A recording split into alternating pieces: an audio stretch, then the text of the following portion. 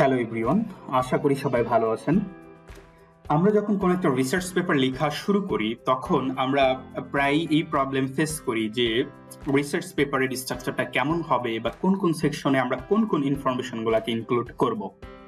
তো এই video lecture থেকে আমরা একটা কমপ্লিট আইডিয়া পেয়ে যাব একটা data science based research paper যদি হয় তাহলে তার স্ট্রাকচারটা কেমন হবে এবং তার কোন পার্টে আমরা কোন ইনফরমেশনগুলোকে রিপ্রেজেন্ট করতে পারবো। তো আমরা যদি আসলে কোনো একটা রিসার্চ পেপারের কমপ্লিট আউটলাইন দেখতে চাই তাহলে বিষয়টা এরকম, এখানে প্রথমত টাইটেল থাকে, দেন অ্যাবস্ট্রাক্ট থাকে, অ্যাবস্ট্রাক্টের পরে কিওয়ার্ডস থাকে, দেন আমাদের প্রথম part introduction, literature review, methodology, result and discussion, conclusion with future work, তারপরে রেফারেন্সেস থাকে, দেন সবার শেষে যদি দরকার হয় তাহলে অ্যাপেন্ডিক্স থাকে।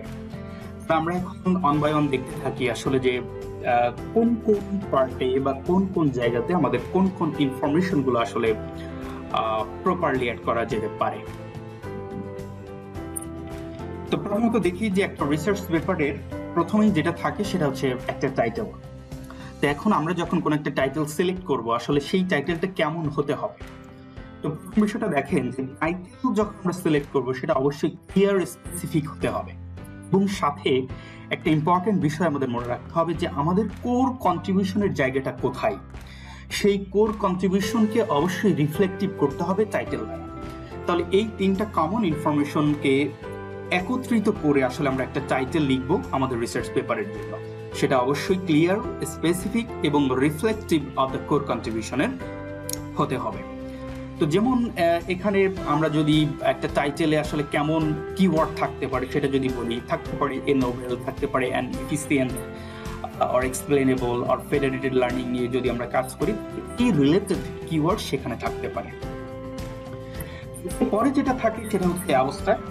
তো অ্যাবস্ট্রাক্ট হচ্ছে একটা রিসার্চ পেপারের এমন একটা পার্ট যেটা দেখলে মোটামুটি কমপ্লিট একটা আইডিয়া পাওয়া যেতে পারে যে এই রিসার্চ পেপারে কোন প্রবলেমের সলিউশন করা হয়েছে, তার রেসপেক্টে মোটিভেশন কি ছিল, কোন মেথোডোলজি ইউজ করা হয়েছে, সেখানে রেজাল্ট কেমন পেয়েছে, এই বিষয়গুলো আমরা কমপ্লিট একটা ধারণা পেয়ে যেতে পারি।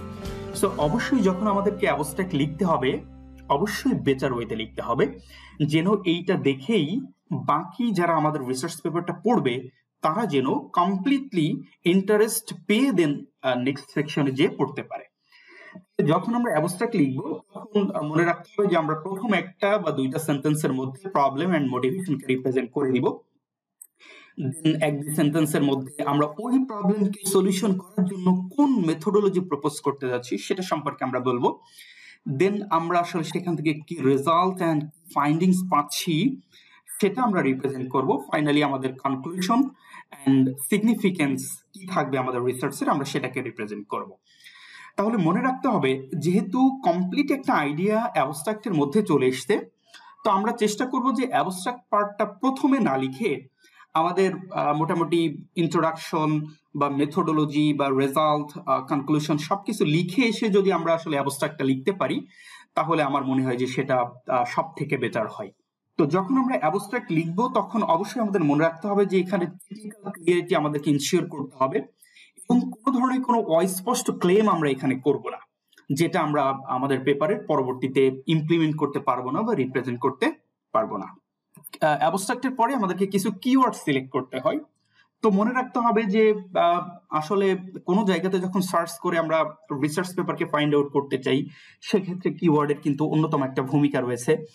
আবার কিওয়ার্ড দেখলেই কিন্তু ওই রিসার্চ পেপারের কন্ট্রিবিউশন কি, কোন মেথড ইউজ করা হয়েছে, আমরা এরকম একটা আইডিয়া পেয়ে যাই। সো কিওয়ার্ড গুলো যখন আমরা সিলেক্ট করব তখন সেগুলো যেন আমাদের রিসার্চ পেপারের জন্য বেস্ট হয় সেটা আমাদের মাথায় রাখতে হবে। তো যখন আমরা কিওয়ার্ড সিলেক্ট করব এই বিষয়গুলো অবশ্যই আমাদেরকে মাথায় রাখতে হবে, সেটা যেন মেথড স্পেসিফিক হয়, সেটা যেন ডোমেন স্পেসিফিক হয় এবং সেটা যেন ইনোভেশন স্পেসিফিক হয়। তাহলে এই তিনটা বিষয়কে মাথায় রেখে আমরা আসলে 4টা বা 5টা বা 6টা কিওয়ার্ড আমাদের রিসার্চ পেপারের জন্য আমরা সিলেক্ট করব। কিওয়ার্ড সিলেকশনের পরে আমাদের অন্যতম একটা পার্ট চলে আসে রিসার্চ পেপারে, সেটা হচ্ছে ইন্ট্রোডাকশন। তো ইন্ট্রোডাকশনে আমি এখানে যেভাবে সাজিয়েছি ইন্ট্রোডাকশনটা আপনারা চাইলে এভাবেও লিখতে পারেন, অথবা যদি চান যে প্রত্যেকটা সেকশনকে আলাদা আলাদা এক একটা প্যারা করে লিখবেন আমরা চাইলে সেটাও করতে পারি। তাহলে ইন্ট্রোডাকশন যখন আমরা লিখবো সেখানে প্রথম যে প্যারাগ্রাফটা থাকবে সেইখানে আমরা যে ইনফরমেশনকে রিপ্রেজেন্ট করব এটা হচ্ছে আমাদের রিসার্চের ব্যাকগ্রাউন্ড অ্যান্ড প্রবলেমের ডেফিনিশন আমরা সেখানে দেওয়ার চেষ্টা করব, এবং সেটা যেন স্পেসিফিক প্রবলেম হয় যেটাকে আমরা আমাদের রিসার্চ পেপারে অ্যাড্রেস করব বা সলিউশন করব, সেটা মেনশন করতে হবে। 2 নম্বর যে পার্টটা থাকবে সেটা হচ্ছে এই রিসার্চের জন্য আসলে আমাদের মোটিভেশনটা কি, এবং এই রিসার্চ করে আসলে সিগনিফিকেন্টলি কি কন্ট্রিবিউশন আমরা করতে চাই, বা এই রিসার্চের সিগনিফিকেন্সটা কি আমাদেরকে সেটা মেনশন করতে হবে। তাহলে এটা আমরা 2 নম্বর প্যারাগ্রাফ হিসেবে লিখতে পারবো। থার্ড অন আমরা যেটা লিখবো সেটা হচ্ছে যে challenges and limitation of existing approach. এটা কিন্তু খুবই ইম্পর্টেন্ট, কেননা এটার মাধ্যমেই আসলে আমাদের যে কন্ট্রিবিউশন আমরা সেটাকে জাস্টিফাই করব। সো এটা অবশ্যই আমাদেরকে যে এক্সিস্টিং অ্যাপ্রোচ আছে সেগুলা পড়াশোনা করতে হবে সেই রিসার্চ পেপারগুলো সম্পর্কে, পড়ে তাদের চ্যালেঞ্জগুলো কি, তারা যে মেথড ইউজ করেছে সেই মেথডের লিমিটেশনগুলো কি, বা তাদের রিসার্চ গ্যাপগুলো কি, সেগুলোকে আমাদের ফাইন্ড আউট করে এখানে নিয়ে আসতে হবে। এটা হচ্ছে আমাদের থার্ড পার্ট। থার্ড পার্টে বা থার্ড প্যারাগ্রাফে ইন্ট্রোডাকশনের আমরা যে আসলে রিসার্চ গ্যাপ বা চ্যালেঞ্জগুলো পেলাম বা লিমিটেশনগুলো পেলাম, সেই লিমিটেশনের সলিউশন করার জন্য আমরা এখন আসলে কি মেথড প্রপোজ করতে যাচ্ছি, কি অ্যাপ্রোচ প্রপোজ করতে যাচ্ছি, আমাদেরকে সেটা ক্লিয়ারলি এখানে ডিসক্রাইব করে দিতে হবে। তো আমরা চাইলে আমাদের যে ইনোভেশন বা আমাদের যে কন্ট্রিবিউশন এটাকে জাস্ট 4টা বা 5টা বা 6টা বুলেট পয়েন্টে রিপ্রেজেন্ট করে দিতে পারি যে আমাদের কন্ট্রিবিউশন গুলা হচ্ছে এই। তো এই 4টা পার্ট লেখার পরে আমরা জানি যে একটা রিসার্চ পেপারের মধ্যে অনেক সায়েন্টিফিক নোটেশন ইউজ করা হয়, তাদের অ্যাব্রিভিয়েশন ইউজ করা হয়। আমরা চাইলে এগুলা এই সেকশনে এসে একটা টেবিলের মাধ্যমে রিপ্রেজেন্ট করে দিতে পারি। অ্যান্ড ইন্ট্রোডাকশনের সবার শেষে যেটা থাকবে সেটা হচ্ছে যে পেপারের অর্গানাইজেশন। মানে আমরা তো ইন্ট্রোডাকশন নিয়ে এখন কথা বললাম, ইন্ট্রোডাকশনের পরে কি থাকবে, তারপরে কি থাকবে, তারপরে কি থাকবে, এগুলো একটা শর্ট প্যারাগ্রাফের মাধ্যমে 1টা বা 2টা সেন্টেন্সের মাধ্যমে আমরা বলে দিতে পারি যে আমাদের পেপারের অর্গানাইজেশনটা হচ্ছে এরকম। তাহলে ইন্ট্রোডাকশনটা যখন হয়ে যাবে তখন আমাদের রিসার্চ পেপারের যেদিকে আমাদের মুভ করতে হবে সেটা হচ্ছে রিলেটেড ওয়ার্কস বা লিটারেচার রিভিউ। তো এখন যখন আমরা আসলে রিলেটেড ওয়ার্কস বা লিটারেচার রিভিউ এই পার্টটা লিখবো, তখন প্রথমতই আমাদের মনে রাখতে হবে যে আমরা রিসেন্ট কিছু রিসার্চ পেপার সিলেক্ট করব, এবং সেটা অবশ্যই রিলেভেন্ট হতে হবে আমাদের রিসার্চের সঙ্গে। তো যখন আমরা রিসার্চ পেপারগুলো, আমি আবারও বলছি এখানে রিসেন্ট রিসার্চ পেপারগুলোকে আমরা সিলেক্ট করব। তো যখন আমরা রিসার্চ পেপারগুলোকে সিলেক্ট করব তখন যেন এই 2টা বিষয় আমরা সঠিক রেখে যেন পেপারগুলো সিলেক্ট করতে পারি সেদিকে আমাদের খেয়াল রাখতে হবে। সেটা হচ্ছে আমাদের যে প্রবলেমের ডোমেন সেটার সাথে রিলেভেন্ট হতে হবে, এবং আমরা যে মেথড ইউজ করতে যাচ্ছি বা যে প্রপোজড মেথড আমরা এই পেপারে দেখাতে যাচ্ছি সেটার সঙ্গেও যেন আমাদের রিলেটেড পেপারগুলো রিলেভেন্ট হয়, এটা আমাদের মেনশন করতে হবে। এখন কথা হচ্ছে যে আপনি কিছু রিসেন্ট পেপার ডাউনলোড করলেন যেগুলোকে লিটারেচার রিভিউ হিসেবে দেখাতে চান, সেগুলোকে আপনি চাইলে ক্রোনোলজিক্যালি রিপ্রেজেন্ট করতে পারেন, I mean year by year represent করতে পারি আমরা, যে 2022 সালে এই কাজগুলো হলো, 23 সালে এইগুলো হলো, 24 সালে এইগুলো হলো, তাই না? দেন ওইগুলার লিমিটেশন কি ছিল এগুলাকে এভাবে রিপ্রেজেন্ট করতে পারি। আবার আপনি থেমেটিক্যালি রিপ্রেজেন্ট করতে পারেন, আবার মেথড বাই মেথড আপনি রিপ্রেজেন্ট করতে পারেন, যে মেশিন লার্নিং বেসড এই কাজগুলো হয়েছে, ডিপ লার্নিং বেসড এই কাজগুলো হয়েছে, ফেডারেটেড লার্নিং বেসড এই কাজগুলো হয়েছে, দেন আমরা এই কাজগুলো করতে যাচ্ছি। সো আমরা চাইলে যে কোনো ওয়েতে লিটারেচার রিভিউটা লিখতে পারি। তবে ইন্টারেস্টিং যে বিষয়টা সেটা হচ্ছে যে যখন আমরা এই যে রিলেটেড পেপারগুলোকে রিভিউ করব তখন তার মধ্য থেকে আমরা এই ইনফরমেশনগুলোকে এক্সট্রাক্ট করে নিয়ে আসার চেষ্টা করব। প্রথম কথা হচ্ছে সেই পেপারের অবজেক্টিভ কি ছিল, তারা কোন মডেল ইউজ করলো, তাদের ডেটা সেট আপনি চাইলে এখানে মেনশন করতে পারেন, নাও করতে পারেন, তাদের রেজাল্টগুলো কি, এবং মোস্ট ইম্পর্টেন্ট হচ্ছে যে ওই রিসার্চ পেপারের লিমিটেশন বা রিসার্চ গ্যাপস গুলা কি। সো এগুলোর মাধ্যমে আমরা রিসেন্ট কিছু রিসার্চ পেপার রিভিউ করে দেন এই কমপ্লিট লিটারেচার রিভিউ সেকশনটা লিখে ফেলতে পারি। তো আমরা যখন লিটারেচার রিভিউ লিখবো তখন মনে রাখবো যে আমরা যে পেপারগুলো সিলেক্ট করব সেই পেপারগুলো যেন বেটার ইন্ডেক্সিং পেপার হয়, যেমন স্কোপাস হতে পারে, ওয়েব অফ সায়েন্স হতে পারে, সায়েন্স সাইটেশন ইন্ডেক্স হতে পারে, ঠিক আছে? তো এটা Q1 Q2 বা Q3 এই রিলেটেড পেপারগুলোকে আমরা সিলেক্ট করে এনে দেন আমাদের লিটারেচার রিভিউ সেকশনটাকে কমপ্লিট করব।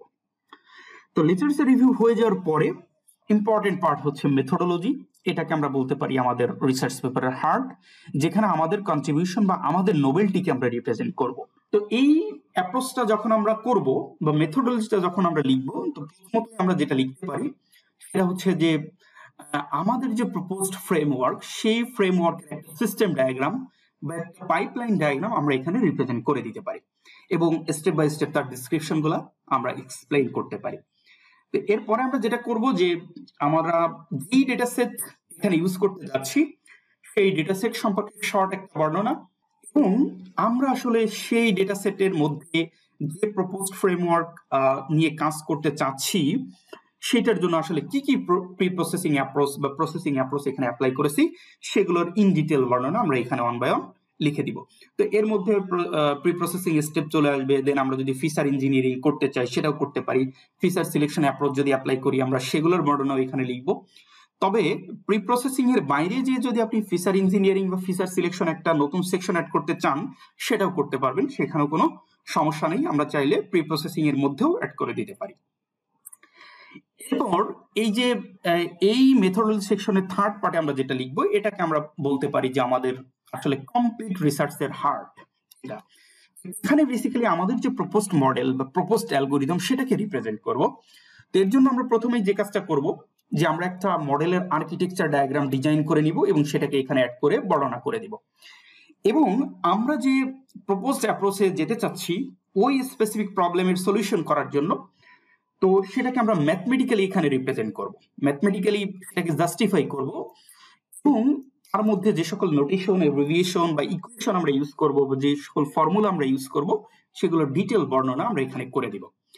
এবং আমরা যদি চাই যে আসলে আমাদের কমপ্লিট অ্যাপ্রোচের একটা সুডো কোড বা একটা অ্যালগোরিদমিক স্টেপস সেখানে রিপ্রেজেন্ট করতে চাই, সেটা করে দিলেও পেপারটা আরো বেশি স্ট্রং হয়ে যাবে। তো মনে রাখতে হবে যে এই পার্টটাকে যত বেশি স্ট্রংলি আমরা লিখতে পারবো আমাদের পেপারটা আসলে তত বেশি বেটার হবে সায়েন্টিফিক কমিউনিটির জন্য।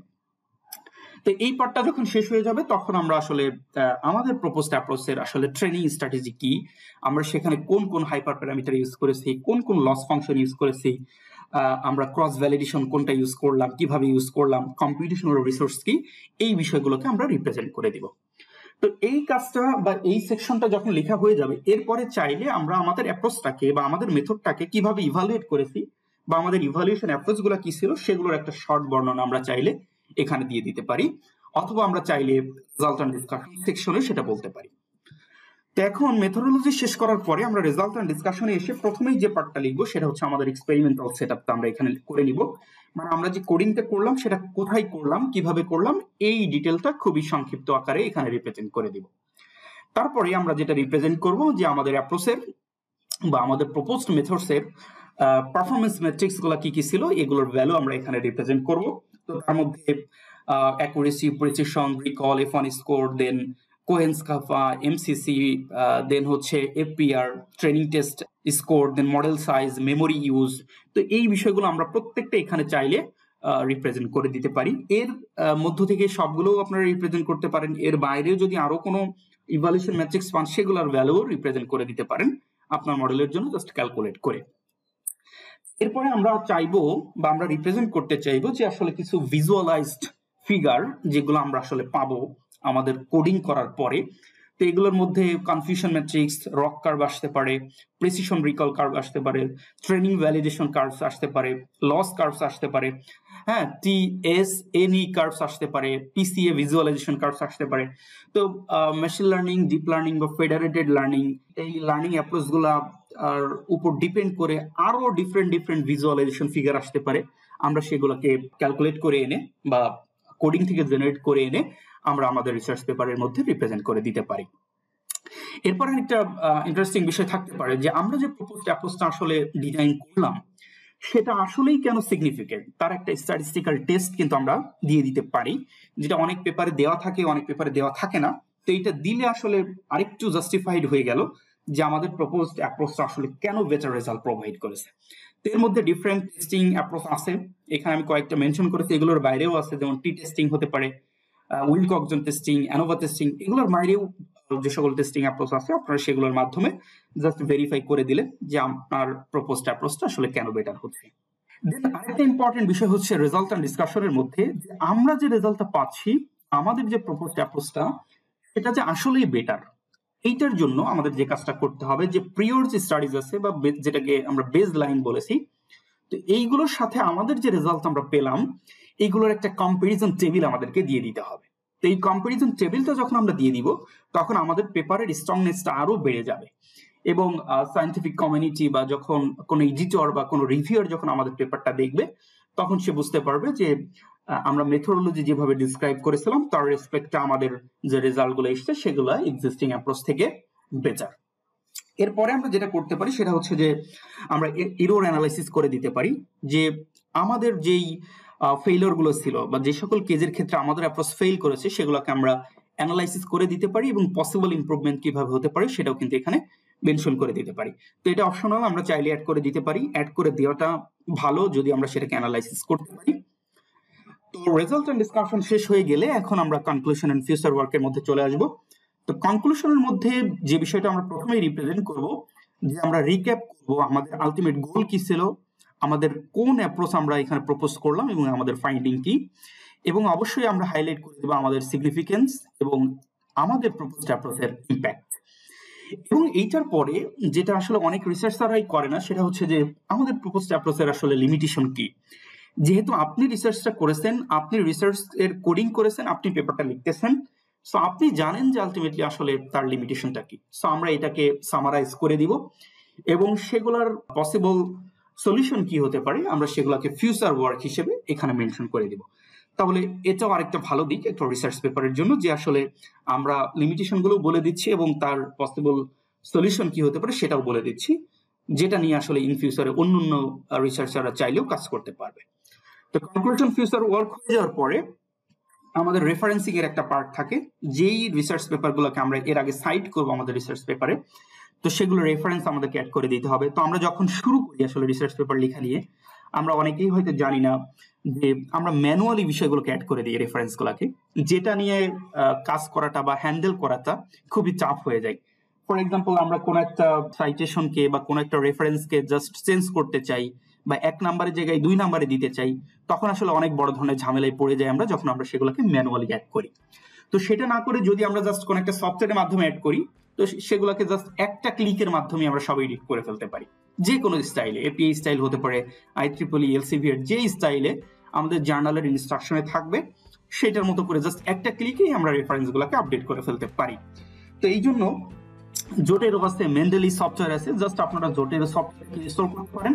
ইনস্টল করলেই দেখা যাবে এটাকে নিয়ে আপনি ওয়ার্ড ফাইলে কাজ করতে পারবেন, দেন আপনি গুগল ডকে কাজ করতে পারবেন। তো জাস্ট জোটেরো সফটওয়্যারটাকে ইনস্টল করলেই এটা ওয়ার্ডের সাথে ইনক্লুডেড হয়ে যাবে। এইটা দিয়ে আমরা সহজেই রেফারেন্স গুলাকে ম্যানিপুলেট করতে পারবো। রেফারেন্স হয়ে যাওয়ার পরে যদি আমাদের আসলে অ্যাপেন্ডিক্স সেকশনের দরকার হয় তাহলে আমরা রিসার্চ পেপারের শেষে অ্যাপেন্ডিক্সটা অ্যাড করে দিতে পারি। তো অ্যাপেন্ডিক্সের মধ্যে বেসিক্যালি কি কি থাকতে পারে, অ্যাডিশনাল কোনো ফিগার, টেবিল বা সুডো কোড আমরা যদি চাই এখানে রিপ্রেজেন্ট করে দিতে পারি, বা সাপ্লিমেন্টারি কোনো ডেটা সেট, এক্সটার্নাল কোনো লিঙ্ক, বা যদি আমাদের ইথিক্যাল স্টেটমেন্টের দরকার হয় for using any sensitive data, then আমরা সেক্ষেত্রে এগুলোও এখানে অ্যাড করে দিতে পারি। তো যদি দরকার হয় দিতে পারি, আদারওয়াইজ এটার দরকার নেই। এখন শেষের কথা হচ্ছে যে এই যে স্ট্রাকচারটা একটা সায়েন্টিফিক রিসার্চ পেপারের বা একটা ডেটা সায়েন্স বেসড রিসার্চ পেপারের একটা স্ট্রাকচার আমি এটা দেখাইলাম, এটা কমপ্লিটলি আমার এক্সপেরিয়েন্স থেকে বা আমার মতো করে দেখিয়েছি। এটা আসলে সায়েন্টিস্ট টু সায়েন্টিস্ট বা রিসার্চার টু রিসার্চার ভ্যারি করতে পারে। আপনাকে এটা এক্স্যাক্টলি মেইনটেইন করতেই হবে বিষয়টা এরকম না, বাট আমরা এখান থেকে কমপ্লিট কিন্তু একটা আইডিয়া পেয়ে যেতে পারি। এবং আপনি যখন একটা সময় অনেকগুলো রিসার্চ পেপার করে ফেলবেন তখন দেখবেন যে আপনি নিজেও একটা এরকম আর্কিটেকচার বা এরকম একটা স্ট্রাকচার নিজেও ডিজাইন করে ফেলতে পারবেন। তো শুধু ডেটা সায়েন্সের বাইরে যে যদি ইন জেনারেলি এরকম একটা স্ট্রাকচার আপনি ইউজ করতে চান আপনার রিসার্চের ক্ষেত্রে আপনি সেটাও করতে পারবেন। বাট কথা হচ্ছে যে এটা journal to journal, researcher to researcher vary করতে পারে। আমি আশা করছি যে আমরা মোটামুটি আইডিয়া পেয়েছি রিসার্চ পেপারের মধ্যে আসলে কি কি ইনফরমেশন থাকতে পারে, সেটাকে কিভাবে আমরা রিপ্রেজেন্ট করতে পারি। তো যদি কোনো স্পেসিফিক কোনো টপিকে বা কোনো জায়গাতে আপনার যদি আরও ইন ডিটেল জানার দরকার হয় জাস্ট আমাদেরকে ইনফর্ম করবেন, আমরা সেগুলা নিয়েও ইন ডিটেল বোঝানোর চেষ্টা করব। আপনাদের নতুন রিসার্চ পেপার এবং নতুন রিসার্চের জন্য শুভকামনা জানিয়ে শেষ করছি। সবাই ভালো থাকবেন, ধন্যবাদ সবাইকে।